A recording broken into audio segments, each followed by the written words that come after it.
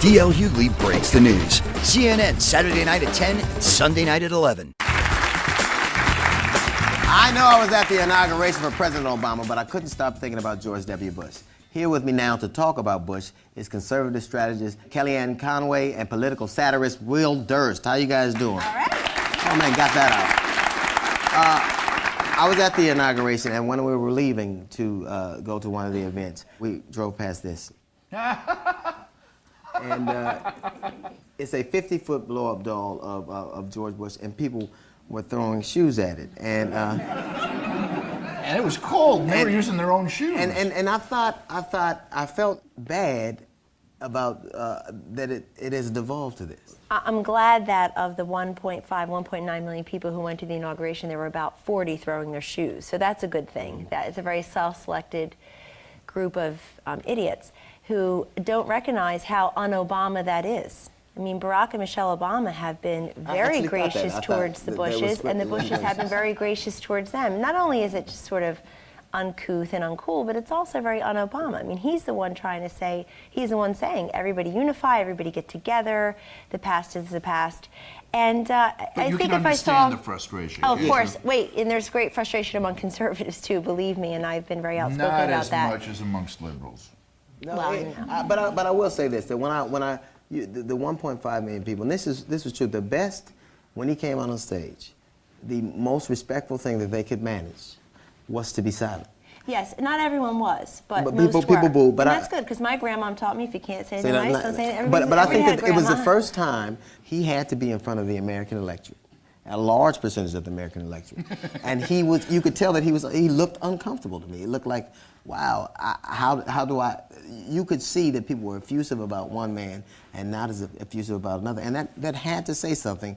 That was as much a referendum on what they thought of his presidency as the vote was, to some extent. It is indeed, and it allowed people to develop this appetite for change, which I hadn't seen materialize for years. I've been in polling for 21 years, DL, and people always tell pollsters, I love change, I love choice, I love revolution. They never join a revolution, they never make a change, they never exercise an option. They go to McDonald's every night in the minivan and order number 3.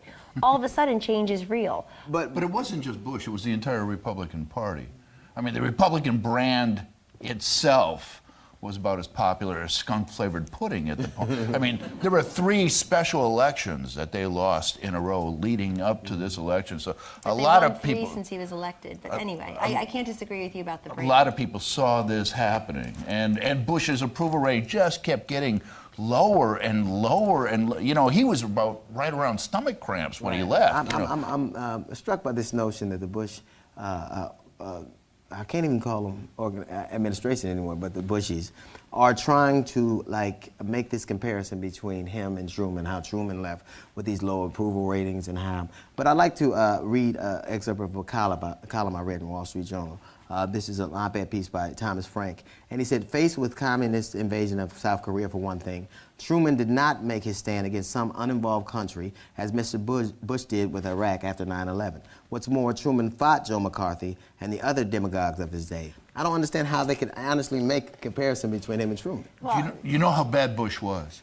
That Pluto was downgraded to a planetoid.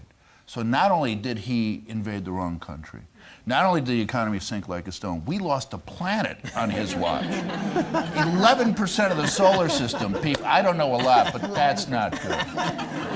I think that when people surround themselves around a leader, they do try to justify. Everybody does that. And I think that history will judge George W. Bush well if people in his administration become the historians. There's no doubt. Right. And I have to say, I think the nadir, the low point of the Bush administration, from which they never recovered, was the reaction to Hurricane Katrina, which you didn't even mention. It was such a monumental lack of response. And I was very fascinated to watch the president in his last press conference last week say, President Bush say, every time I hear we didn't do anything about Katrina, 30,000 people were taken off their roofs. We saved lives, and it's very frustrating to me. But what he doesn't understand is what the rest of us saw. I wanted one moment where he took actual responsibility for something. We just said But President this was a Bush, mistake. He also knows things that we don't know, which now President Obama knows because he's been briefed as the new president. And I have to say, I know people, they just get weary about talking about 9/11 and post 9/11, and it was a long time ago, but there's no question that the absence of a second attack should make us all a little bit, I would think, a little bit relieved. It doesn't justify other things. That's a hypothetical. And I We hope weren't attacked by that a President Obama, whether it's 4 or 8 years, and I wish him very well, can say the same thing. Me too. On my watch, we, the greatest country in the world, were not attacked. But I believe that is one thing, that even if you give him the fact that we didn't get attacked on his watch, I could say right now that this studio doesn't fall down because I'm in it. You can't disprove it and you can't prove it. And it's the same concept. It really is. It's the same concept. And all I want is some level of culpability to say, you know, because without seeing what you did wrong, like then we can't learn from his mistakes. Like it would behoove us all as a nation and the administration coming in to know what mistakes you made, so we don't do the same things. Not to hope you do them, so I don't look just as bad as you did. Maybe he'll put it in his memoirs. Maybe they have cable in Crawford, and he'll tune this in and he'll take good advice from you. No, I think there are many unanswered questions, and it would be good.